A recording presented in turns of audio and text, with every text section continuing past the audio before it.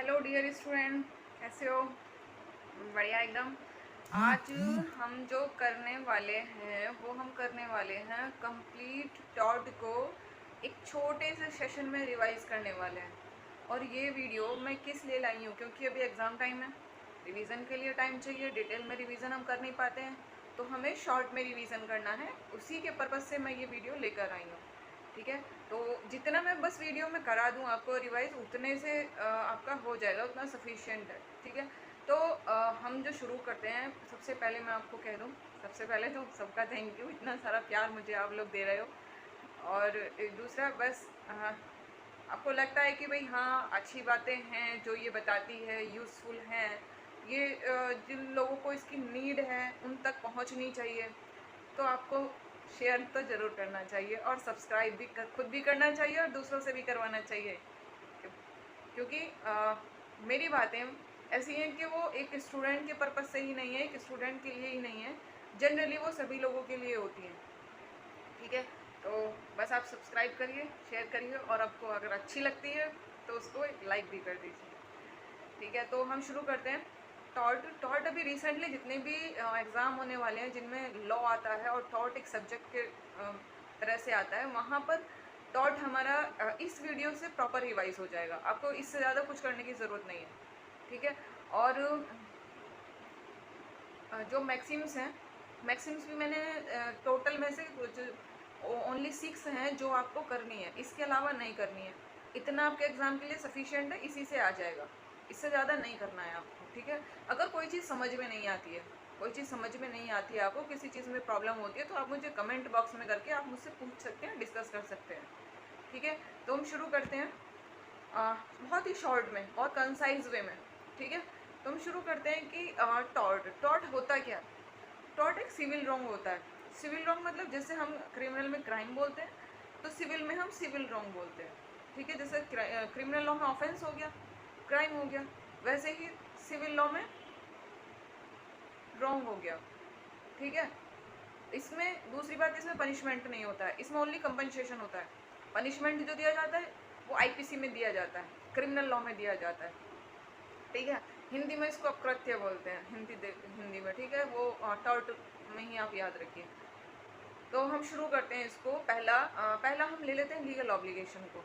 Legal obligation के बारे में मैंने पहले से एक अलग से वीडियो बनाया हुआ है, तो आप उसको वहाँ से प्रॉपर वे में देख लीजिएगा। यहाँ मैं उसको थोड़ा सा बता देती हूँ आपको। उस वीडियो में हमने जो बताया हुआ है वो लीगल ऑब्लिगेशन बताया है। वहाँ हमने voluntary non fit injuria discuss किया है, डैमनम साइन इंजूरिया डिस्कस किया है, और इंजूरिया साइन डैमनम डिस्कस किया हुआ है। 3 मैक्सिम्स हमने वीडियो में डिस्कस किया। ओनली 10 मिनट्स की वीडियो है, तो बहुत ही जल्दी से आप उसको देख के रिवाइज भी कर सकते हो।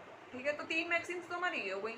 3 मैक्सिम्स हमारी बचती हैं, उनको हम आगे रिवाइज कर लेंगे। इससे अलावा वो आपको टॉर्ट में कोई मैक्सिम्स लर्न नहीं करनी है। ठीक है, तो शुरू करते हैं हम लीगल ऑब्लिगेशन से। लीगल ऑब्लिगेशन होता है कि अगर किसी पर्सन का कोई राइट क्रिएट होता है, तो वहाँ पे सामने वाले की ड्यूटी, उसकी ड्यूटी भी बनती है। जहाँ किसी पर्सन का राइट होता है वहाँ उसकी ड्यूटी भी होती है। मान लो कि अगर किसी पर्सन का राइट है रोड पे चलने का, उसका राइट रोड पे चलने का है, तो उसकी वहाँ ये ड्यूटी हो जाती है कि वो रोड पे चलने का उसका राइट है। तो ऐसा नहीं है कि वो बीच रोड पे चलेगा, उसको साइड में चलना चाहिए, उसको लेफ्ट साइड में चलना चाहिए, उसको ट्रैफिक के जो रूल्स हैं उनको फॉलो करना चाहिए। ठीक है, तो इसके बारे में मैं यहाँ ज़्यादा डिस्कस नहीं करूँगी, क्योंकि हम पहले कर चुके हैं। आप मेरे जो पुराना वीडियोज़ है आप उनको देख लीजिएगा। ठीक है, तो हम इससे आगे की बात करते हैं। नेक्स्ट ले लेते हैं हम एसी में, हम ले लेते हैं न्यूसेंस ले लेते हैं, छोटा सा टॉपिक है। या पहले नेग्लिजेंस लेते हैं, न्यूसेंस बाद में लेंगे। नेग्लिजेंस लेते हैं। नेग्लिजेंस होता है कि कहाँ पर हमारी लाइबिलिटी होगी और कहाँ पर हमारी लाइबिलिटी नहीं होगी, किस चीज़ के लिए। अगर हम कोई भी नेग्लिजेंटफुल एक्ट करते हैं, अगर हम कोई भी नेग्लिजेंटफुल एक्ट वॉलंटरली करते हैं, जानबूझ के करते हैं, तो वहाँ पर हमारी लाइबिलिटी कब होगी? अगर वो एक्ट हमारा इंडिविजुअली एक्ट है, हमारे अपने फ़ायदे के लिए है, हमारे अपने प्रॉफिट के लिए है, तो वहाँ हमारी लाइबिलिटी होगी। लेकिन अगर वो एक्ट किसी मास्टर के प्रॉफिट के लिए है, किसी ऑनर के प्रॉफिट के लिए है, किसी फर्म के प्रॉफिट के लिए है, और हम उसी कोर्स ऑफ बिजनेस में वो काम कर रहे हैं, और वहाँ पर हम नेग्लिजेंस कर देते हैं, तो वहाँ हमारी लाइबिलिटी नहीं होगी। वहाँ जो लाइबिलिटी होगी वो उन्हीं लोगों की होगी जिनका हम एक्ट कर रहे हैं। जिनके कोर्स ऑफ बिजनेस में हम काम कर रहे हैं, वहाँ हमारी लाइबिलिटी नहीं एग्जिस्ट में आएगी। ठीक है, जैसे कि मान लो कि कोई बस है, अब एक रोड है जिस पर वो बस चलती है, अब वो उस रोड पर गिनती की 3 बसें चलती हैं, एक मॉर्निंग में, एक दोपहर में और एक इवनिंग में। ठीक है, अब वो 3 बस में, अब वो रोड भी बड़ी ख़राब है, गड्ढे हो रहे हैं, सब टूटी हुई है। अब उसमें जब वो टाइमली बस चलेंगी तो उसमें भीड़ हो जाती है बहुत। कुछ लोग छत पे बैठे हैं, कुछ लोग गेट पे लटके हैं। कुछ की तो आदत होती है कि बस खाली भी होती है ना, अंदर उनको जो कंडक्टर होता है वो 50 बार उनको बोलेगा कि भाई अंदर चले जाओ, अंदर चले जाओ, खाली है वहाँ सीट पे बैठ जाओ। तो नहीं, वो थोड़ा सा इधर उधर खिसकेंगे और फिर वो वहीं खड़े हो जाएंगे। वो पोल होता है ना, उसका जो सीढ़ियाँ जो होती हैं बस में चढ़ने की, उसके वहाँ पे पोल होता है, उसको पकड़ के खड़े रहेंगे या सीढ़ी पे खड़े हो जाएंगे। तो अब अगर खाली बस है तो सिचुएशन बताऊंगी, और भरी हुई बस है तो सिचुएशन बताऊंगी। अगर खाली बस है और तभी भी हम वहीं खड़े हैं, उसने 1000 बार बोला है हमसे हम नहीं जा रहे हैं, तो वो हमारा इंडिविजुअली वर्क होगा। उसके लिए अगर हम नीचे गिर जाते हैं, हम पायदान से उससे नीचे गिर जाते हैं और हमें हाथ पैर टूट जाते हैं हमारा, तो हम ये नहीं कहेंगे कि भाई ड्राइवर की नेग्लिजेंसी है, हमें कंपनसेशन देगा। वो हमारी खुद की लाइबिलिटी होगी, हम किसी से कुछ नहीं कह सकते। सेकेंड आता है कि अगर बस भरी हुई है, कुछ लोग ऊपर बैठे हैं, कुछ लोग गेट पे लटके हुए हैं, और फिर अचानक से गड्ढा आता है और बस पलट जाती है, या जो ऊपर बैठे थे वो बेचारे डायरेक्टली नीचे आ जाते हैं और उनके हाथ पैर में थोड़ी बहुत चोट लग जाती है। मतलब कि वो दो ऐसे भी हो जाता है उनका हाथ, किसी को यहाँ पे वो बंधा रहता है, किसी को पैर, किसी को बेड रेस्ट, इतनी थोड़ी बहुत उनको चोट लग जाती है। अब वो कहने लगे कि भाई ये तो बस वाले की नेग्लिजेंसी है, बस उसको ध्यान से चलाना चाहिए था, जब सड़क टूटी हुई है, जब रोड ब्रेक है, तो वो क्यों इतना तेज चला रहा था।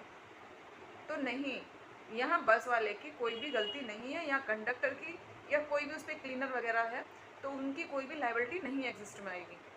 यहाँ जो लाइबिलिटी होगी वो उस अथॉरिटी की होगी जो जिसके अंडर में वो बस चल रही है, वो लाइबल होंगे।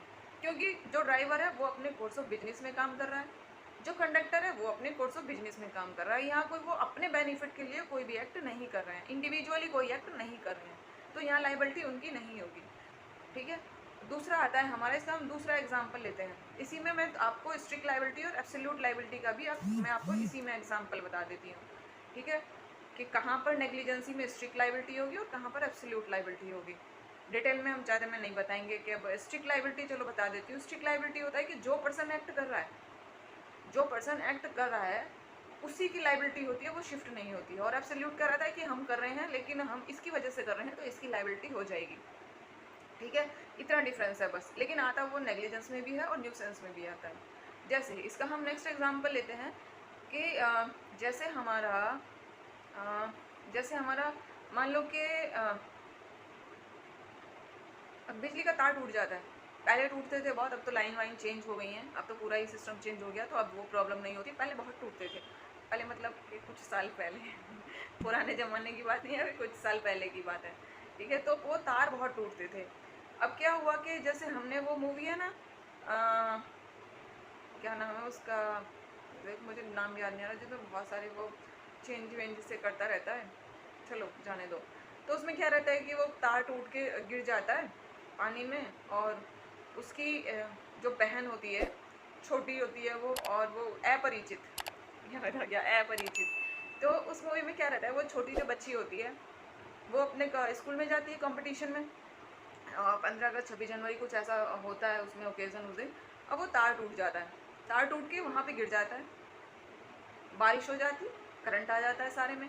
अब क्या रहता है, जो वो अपरिचित वाला जो हीरो है, मुझे नाम नहीं पता है, तो वो क्या करता है कि वो सब जब उसको देखता है वो, तो उसको अपनी बहन का ख्याल नहीं आता है, उसको सभी पब्लिक का ख्याल आता है कि भाई देखो तार टूट गया है, मौसम ख़राब है, बिजली है और पानी भी भर जाता है यहाँ पर, तो करंट आ जाएगा, कोई भी खतरा हो सकता है, किसी की जान तक भी जा सकती है। वो हर किसी को फ़ोन करता है, इवन लाइनमैन को भी, जो वहाँ का बिजली घर है उसको भी, जो उसके वहाँ पर हैं, वो सभी अधिकारियों को, ऑफिसर्स को कॉल करता है, लेकिन कोई भी उसको रेस्पॉन्ड नहीं देता है। अब यहाँ उसको करंट लगने से उसकी जो सिस्टर होती है उसी की डेथ हो जाती है। तो यहाँ पर लाइबिलिटी किसकी होगी? यहाँ लाइबिलिटी जो वो वाला जो बिजली घर था उस एरिया का लाइनमैन की नहीं होगी, लाइनमैन की लाइबिलिटी नहीं होगी, बल्कि जो वो डिपार्टमेंट वहाँ पर है, जो वो बिजली घर वहाँ पर है, उसकी लाइबिलिटी होगी। ये एब्सोल्यूट लाइबिलिटी है। ठीक है, स्ट्रिक्ट लाइबिलिटी, जैसे स्ट्रिक्ट लाइबिलिटी में हम लेते हैं पॉल्यूशन। ये हमारा न्यूसेंस में भी आता है, ठीक है, न्यूसेंस में आता है हमारा पॉल्यूशन, तो मैं इसका एग्जांपल वहाँ दे दूँगी। स्ट्रिक्ट लाइबिलिटी में मतलब जो हम एक्ट कर रहे हैं जिससे किसी को परेशानी हो रही है उसकी जिम्मेदारी हमारी है, वो शिफ्ट नहीं होगी। बता देती हूँ चलो यहीं पे, न्यूसेंस भी कवर हो जाएगा साथ के साथ में। मान लीजिए जैसे किसी ने वो होता है ना कि बाइक में साइलेंसर हटा देते हैं, बड़ी खतरनाक आवाज़ करते हुए जाते हैं, तो वो न्यूसेंस होता है। चालान इसीलिए कटते हैं, ऐसे नहीं है कि वो सुनने में बड़ी ख़राब लग रही है इसलिए चालान काट दिया, लोगों को डिस्टर्ब हो रहा है, उसको हम न्यूसेंस बोलते हैं, इसलिए उसको कंपनसेशन किया जाता है, इसलिए उसका चालान काटा जाता है, क्योंकि उससे जो दूसरे लोगों का रहने का राइट है, जो दूसरे लोगों का अपने घर में काम में जो करने का राइट है वो डिस्टर्ब हो रहा है, उनको परेशानी हो रही है, तो ये न्यूसेंस होता है। और इसमें स्ट्रिक्ट लाइबिलिटी होती है, उसी पर्सन की होगी लाइबिलिटी जो उस एक्ट को कर रहा है, ठीक है। जैसे दूसरा आता है हमारा पॉल्यूशन का। मान लिया हमने फैक्ट्री लगाई हुई है, अब उसमें से गंदा पानी नहर में जा रहा है या उसमें से धुआं निकल रहा है। जैसे पहले जो होते हैं ना जहाँ ईंट बनती है, ईंट भट्टा बोलते हैं उसको, तो वो जो होते थे उसमें से जो धुआं निकलता था वो गवर्नमेंट ने अब तो बंद करवा दिया, चेंज करवा दिया है, वो सीमेंटेड बना दिया है। तो उसमें क्या रहता था, उसमें से धुआं निकल रहा है, अब धुएं से पॉल्यूशन हो रहा है, ठीक है। तो वहाँ वो जिसकी अथॉरिटी में, वो तो एक जनरल इशू था हमारा। तो अगर आज की डेट में हम देखेंगे, अगर आज की डेट में भी जैसे गवर्नमेंट ने हमारे ने, तो अब वो जो चिमनी रहती है उसकी वो पूरा चेंज करा दिया, लेकिन फिर भी अगर कोई वो पुरानी वाली के साथ में वहाँ पे काम कर रहा है, अपना उसको चला रहा है और फिर पॉल्यूशन हो रहा है उससे, तो वहाँ उसी की लाइबिलिटी होगी, जिसका वो ईंट भट्टा होगा जहाँ पे वो ईंट बनती है, उसको उसी की लाइबिलिटी होगी, उसकी ऑनर की, ना कि बाकी किसी की होगी, ना कि मजदूरों की होगी। जो वहाँ लेबर कर रही है उसकी कोई लाइबिलिटी नहीं होगी, ठीक है। जैसे और एग्जांपल बताऊं, जैसे कि हमारा ये रहता है, हम उन कॉलोनी वलोनी में वो खोल लेते हैं ना, डेयरी चलाने लगते हैं, नाली रोक देते हैं ना, वो तो खैर न्यूसेंस में हम देख लेंगे। न्यूसेंस में और क्या क्या आता है उसको यहीं पे देख लेते हैं। न्यूसेंस में और आता है जैसे नाली का पानी रोक देना, किसी भी रास्ते को ऑब्स्ट्रक्ट कर देना, चाहे वो किसी एक इंडिविजुअल के लिए हो, चाहे वो इंडिविजुअल के लिए हो, चाहे वो पब्लिक एट लार्ज पर हो, उसको आने जाने के रास्तों को बंद कर देना जो कि पब्लिक वे है, ठीक है। या कोई भी जो पब्लिक जैसे नालियाँ बनी होती है अक्सर कॉलोनियों में होता है कि उनको रोक देते हैं, वो अपने बेनिफिट के लिए उसको छोटा कर दिया, उसको ढक दिया, तो वो ऑब्स्ट्रक्ट कर दिया, उसमें पानी जमा हो जाएगा, मच्छर हो जाएंगे, तो वो न्यूसेंस होगा। वहाँ लाइबिलिटी उसी पर्सन की होगी जो कि उसको कर रहा है, किसी दूसरे की नहीं होगी। डेयरी लगा ली है, जानवर रह रहे हैं उसमें, गंदगी फैल रही है, मच्छर आ रहे हैं, अब गर्मी हो रही है, अब वो कहने लगे कि नहीं जी मेरी डेयरी तो यहाँ पहले से थी, आपने घर बाद में बनाया, आपको देखना चाहिए था, तो यहाँ पे वो ये कह के पीछा नहीं छुड़ा सकता, ये न्यूसेंस है और उसको इसके लिए कंपनसेशन देना होगा। तुम अपने राइट के लिए दूसरे के राइट का वायलेशन नहीं कर सकते हो, वो तुम्हें उसका भी ध्यान रखना होगा, ठीक है। तो न्यूसेंस हमारा देखो बस इतना सही है, इतना बार ध्यान रखेंगे आप तो आपका हो जाएगा। नेग्लिजेंस को ही हम आगे देख लेते हैं। नेग्लिजेंस में हम ले लेते हैं जैसे कि स्ट्रिक्ट लाइबिलिटी में, जैसे कि एक हमारा था भोपाल गैस ट्रेजेडी 1984 में हुआ था, तो वहाँ मेथेन गैस का रिसाव हुआ था। तो क्या हुआ कि वहाँ जितने भी लोग मरे थे, मतलब अनगिनत लोग थे, अनगिनत, कोई गिनती नहीं है। तो वहाँ क्या हुआ, अब उन्होंने कहा कि जी हमारी कंपनी जो इंडिया में है हमारी लाइबिलिटी नहीं है, जिनकी अथॉरिटी में की फैक्ट्री चल रही है, कंपनी चल रही थी, उनकी लाइबिलिटी है, और इसका तो हेड ऑफिस लंदन में है, वो लाइबल होंगे, हम नहीं होंगे। तो यहाँ पर ये हुआ कि नहीं, पूरी कंपनी की जिम्मेदारी नहीं है, जो हेड है उनकी जिम्मेदारी नहीं है, तुम्हारी जिम्मेदारी है जो तुम इस कंपनी को चला रहे हो, उस अथॉरिटी की जिम्मेदारी है जो अथॉरिटी भोपाल में उस कंपनी को चला रही थी, क्योंकि जो इंसिडेंट हुआ है वो वहाँ पर हुआ है, उन लोगों की नेग्लिजेंसी से हुआ है, तो बाकी नहीं लाइबल होंगे, वो ही अथॉरिटी लाइबल होगी जिसके अंडर में वो भोपाल वाली चल रही थी। ये स्ट्रिक्ट लाइबिलिटी है। आई थिंक क्लियर हो गया होगा। कुछ भी प्रॉब्लम आती है, अगर नहीं समझ में आता है तो आप मुझे कमेंट बॉक्स में कमेंट करके आप मुझसे पूछ सकते हैं, आपको रिप्लाई किया जाएगा, ठीक है। नेक्स्ट हम लेते हैं ये हमारा नेग्लिजेंस हो गया, न्यूसेंस हो गया, फिर आता है हमारा सॉवरन और नॉन सॉवरन एक्ट ले लेते हैं हम, क्योंकि इसी से रिलेटेड है। सॉवरन नॉन सॉवरन एक्ट में होता है कि कुछ तो एक्ट ऐसे होते हैं कि जिनमें गवर्नमेंट का पार्टिसिपेशन होता है, फुली गवर्नमेंट चीज़ें होती हैं, और कुछ रहती हैं हमारे जिनमें हमारा शेयर होता है, 50% होता है, 40%, 30%, जैसे कॉलेजेस वगैरह में होता है।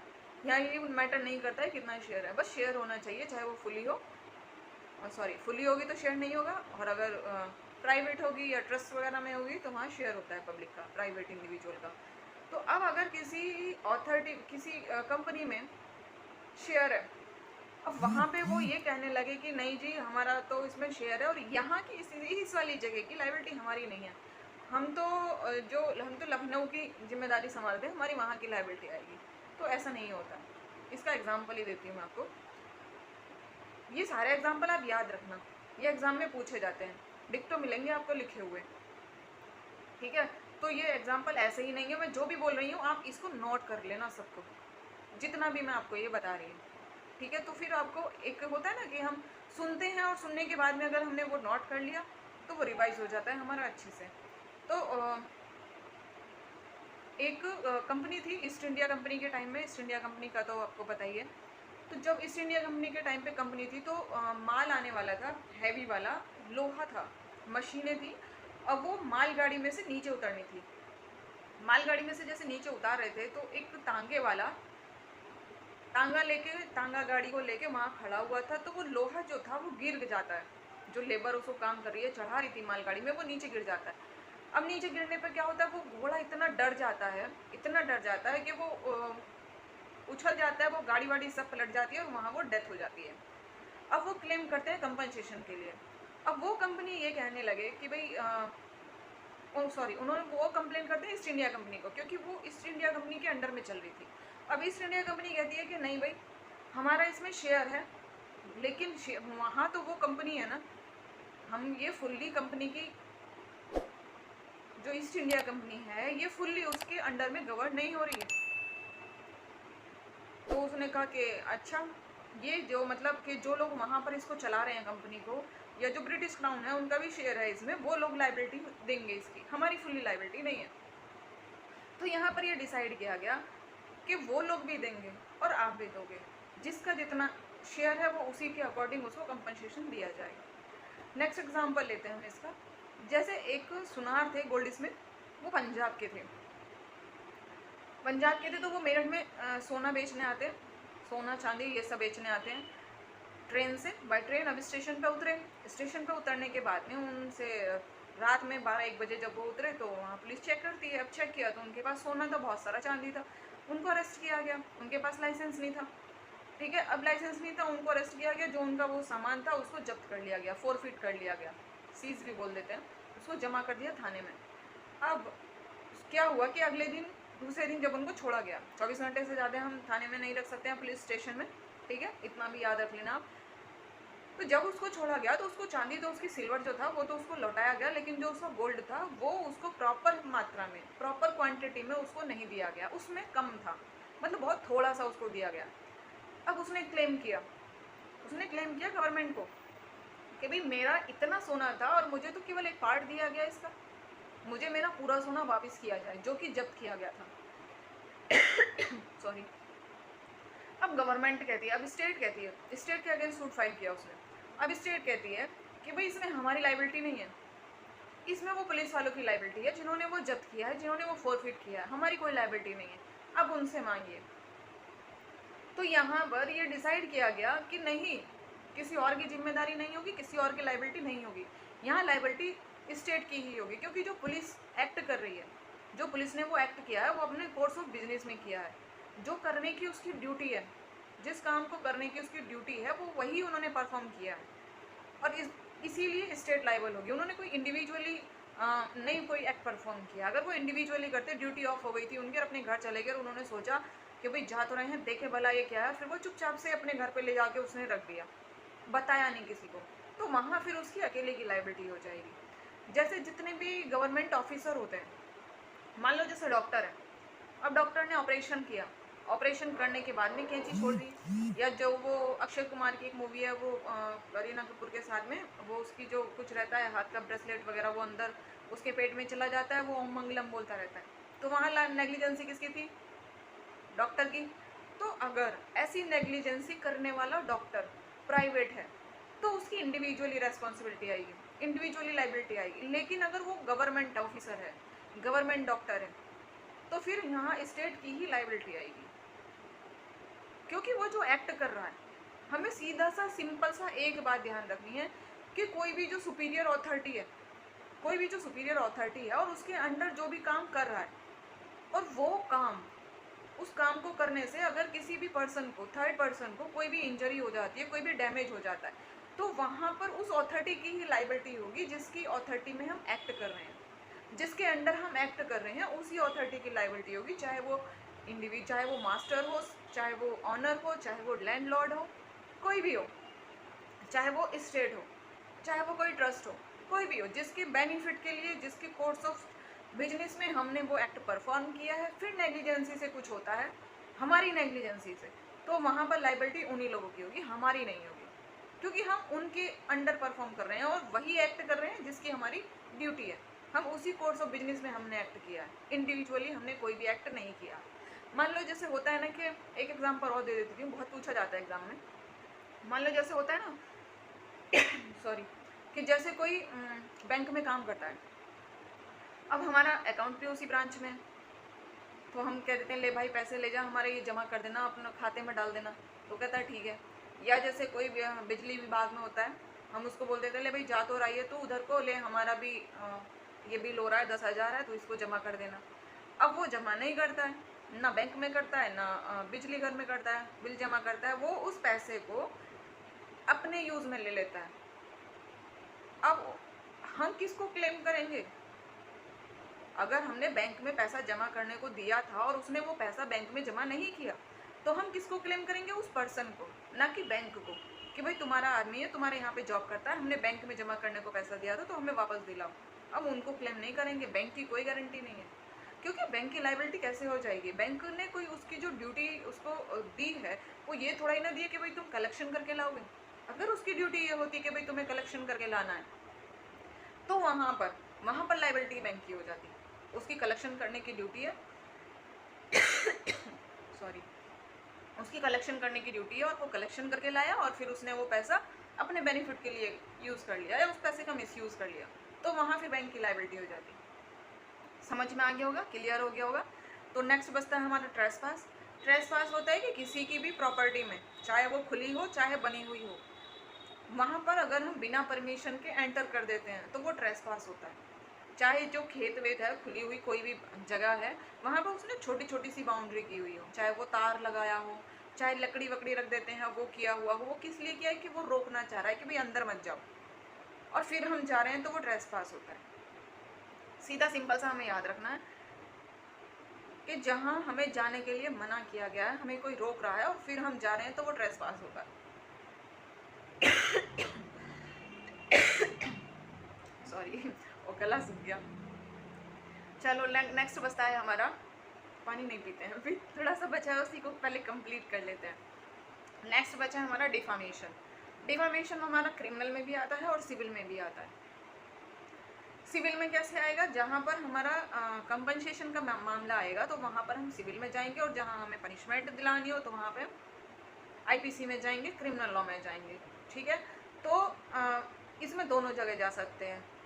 और दूसरी बात कि जो डिफामेशन होती है वो डेड की भी होती है, अगर कोई डेथ हो चुकी है किसी की तो उसकी भी होगी डिफामेशन। अगर उसका कोई हम ऐसा एक्ट करते हैं कि उसके मान सम्मान को कुछ परेशानी होती है तो वहाँ डिफामेशन डेड बॉडी की भी होगी, डेथ पर्सन की भी होगी, चाहे वो 2 साल 4 साल पहले ही क्यों ना मर चुका हो, और एलआई की तो होती ही होती है। ठीक है, मान लिया किसी को पुलिस ने पकड़ा हुआ था, बातचीत कर रहे थे, या ऐसे ही कोई जानकार था, वहाँ उसकी पोस्टिंग हुई थी, घर पे आ गया मिलने के लिए, अब हमने देखा भी गाड़ी आई है इनके यहाँ तो पुलिस वालों की। अब क्या किया, 2-4 घरों में बोल दिया। अब वो बात इतनी थी, ऐसी बातें बहुत जल्दी फैलती हैं, बताने की एक को बता दो सहारे में फैल जाएंगी, बताने की ज़रूरत नहीं पड़ेगी कि भाई उसके घर में तो पुलिस आई थी, बहुत सारी गाड़ी भर के आई थी, 2 गाड़ियाँ थी, कि पता नहीं क्या कर दिया। शायद ये लगते भी ऐसे ही है, वो गैस कर लेते हैं अपने आप से, वो लोग गैस कर लेते हैं, नई नई चीज़ें बन जाएंगी, आपको पता भी नहीं चलेगा। अब बाद में पता चलता है कि यार इन्होंने तो ये समझा कि इनके घर में आतंकवादी गतिविधियाँ होती हैं, पुलिस इसलिए आई थी, ऐसी बात फैल गई है। तो यहाँ क्या हुआ? यहाँ डिफामेशन होगा। ठीक है, तो नेक्स्ट क्या बचता है हमारा? हाँ, न्यूसेंस हो गया, नेग्लिजेंस हो गया, strict liability, absolute liability, trespass, defamation और लीगल ऑब्लिगेशन, ये सभी हो गए हमारे। और जो ये हमारा मैक्सिम पीछे लिखा है देखो, एक्स टर्पिक कॉजा नॉन ऑडिटर एक्शियो, इसका मतलब होता है कि कब हम दूसरे के एक्ट के लिए जो परफॉर्म कर रहा है कब लाइबल नहीं होंगे। एक ये हमारी उससे दूसरी है क्वी फेसिट पर एलियम पर्सी, इसमें क्या रहता है कि दूसरे के एक्ट के लिए हम लायबल होंगे, इसके बारे में हम डिस्कस कर चुके हैं। अभी मैंने आपको बहुत सारे एग्जाम्पल बता दिए हैं।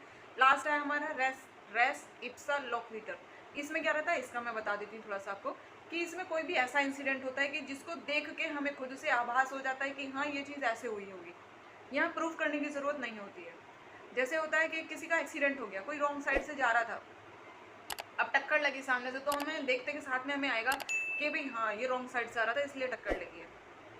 जैसे अभी हमने डॉक्टर का एग्जांपल लिया था, नया नहीं लेते हम, डॉक्टर का एग्जांपल लिया, डॉक्टर ने ऑपरेशन किया है, उसको कुछ वो घड़ी उसकी ओमंगलम वाली पेट में छूट गई है, अब वो बज रही है अंदर, तो कोई भी यही सोचेगा ना कि भाई ये पेट में कैसे गई, क्योंकि इसका ऑपरेशन हुआ था। तो जो वो इंसिडेंट है वो खुद से स्पेसिफाई कर रहा है उस प्रॉब्लम को, कि ये प्रॉब्लम हुई कैसे, यहाँ प्रूव करने की ज़रूरत नहीं होती है। लेकिन ये इरिबटेबल नहीं है, ये रिबटेबल प्रिजम्पशन है। इरिबटेबल होता है मतलब कि जिसको हम प्रूव करके चेंज कर सकते हैं। रिबटेबल वो होता है जिसको हम प्रूफ करके चेंज कर सकते हैं, इसको हम मे प्रिज्यूम में भी बोल सकते हैं, ठीक है। और इरिबटेबल होता है जिसको हम चेंज कर ही नहीं सकते, उसको कोई प्रूफ नहीं होता। एविडेंस में बहुत सारे इसके एग्जांपल मिलते हैं, लेकिन यहाँ हम इन चीज़ों को इन्वॉल्व नहीं करने वाले हैं, क्योंकि हमें बहुत ही ईजी रखना है, कंसाइज वे में रखना है, हमें उसको टिपिकल नहीं बनाना है, ठीक है। तो मुझे लगता है इसके सारे टॉपिक कवर हो गए हैं जितने भी सिलेबस में एग्ज़ाम के पॉइंट ऑफ व्यू से इम्पोर्टेंट है। इसका मैं एक एग्जांपल और बताती हूँ, इसका रेस इप्सा लोक्विटर का, कि जैसे मान लिया कि एक रिक्शा है, पूछा जाता है ये एग्जाम में बहुत ज़्यादा। एक रिक्शा है, अब उसने 5-6 लोगों को बिठा दिया, बैठते तो वैसे जो वो होता है ना चलाने वाला, उसमें 2 ही लोग बैठ पाते हैं बराबर से लेकिन उसने क्या किया, 4-5 लोगों को बिठा दिया, 2 उसमें बैठ गए, 2 पीछे बैठ गए, 2 आगे जो वो पायदान वाली जगह रहती है वहाँ पर भी बैठ गए। अब वो चला रहा है, अब जैसे ही वो ऊंचा नीचा सा आया, वो पलट जाता है, लोग गिर जाते हैं। अब यहाँ कोई भी देखेगा तो यहाँ क्या होगा कि भाई इसने इतने सारे लोग बिठा रखे थे तो पलटेगा ही ना, कुछ प्रूफ करने की ज़रूरत है यहाँ पर नहीं। लाइबिलिटी किसकी होगी, रिक्शे वाले की, नहीं बिठाना चाहिए था। वो एक अलग सिचुएशन हो जाती है, एक्सेप्शन तो देखो हर चीज़ का होता है, वो एक अलग सिचुएशन हो जाती है कि भाई ये मना भी कर सकता था। अब नहीं पता ना कि इसने क्या सिचुएशन रही है, किस सिचुएशन में उनको बिठाया है, इसीलिए ये रिबटेबल प्रिजम्पशन है, ठीक है। जैसे हमारा स्ट्रिक्ट लाइबिलिटी में एक्ट ऑफ गॉड आता है, ठीक है, तो हर एक चीज़ के एक्सेप्शन होते हैं, इसीलिए मैंने रिबटेबल और इरिबटेबल का भी बता दिया। रिबटेबल मतलब मे प्रिज्यूम, जिसको आप चेंज कर सकते हैं प्रूफ करके सिचुएशन को, और इरिबटेबल जो कि चेंज नहीं की जा सकती है, जिसको प्रूफ नहीं किया जा सकता है, वहाँ प्रूफ करने की कोई ज़रूरत नहीं होती है, वहाँ पर यही डॉक्ट्राइन अप्लाई होती है। आई थिंक बस इतना जो मैंने ये आपको कराया है, इसी वीडियो को अगर आपने 2 से 3 बार सुन भी लिया ना, अगर आपने टॉट अब तक पढ़ा भी नहीं है, लेकिन अगर आपने ध्यान से पूरे कंसंट्रेशन के साथ में पूरी ईमानदारी से अगर इस वीडियो को मेरी को 2 बार मैक्सिमम बता रही हूँ मैं, मैक्सिमम 2 से 3 बार भी आपने इसको कम्प्लीटली सुन लिया ना, तो आपका टॉट अगर कभी एक दिन भी नहीं पढ़ा होगा ना, तो आपको पूरी जानकारी हो जाएगी। आप अगर एग्जाम में क्वेश्चन आएगा तो गलत नहीं करके आओगे, गारंटी है इस बात की। अगर आपने पूरी ईमानदारी से और ध्यान से कर लिया, जितना मैंने बताया है सफिशिएंट है। एग्जाम्पल जो मैंने दिए हैं एग्जाम में डिक्टो मिलेंगे आपको, ठीक है। और कोई भी अगर इससे रिलेटेड कोई भी इशू रहता है, कुछ भी चीज़ आपको नहीं समझ में आती है, आप कमेंट बॉक्स में कमेंट करके मुझे बता सकते हैं, ठीक है। तो अब मैं एमसीक्यूज़ लाने की पूरी तैयारी में हूँ, लेकिन थोड़ा सा मेरा टेक्निकल वे में हाथ थोड़ा मेरा तंग है, तो इसलिए थोड़ा सा देर हो रही है।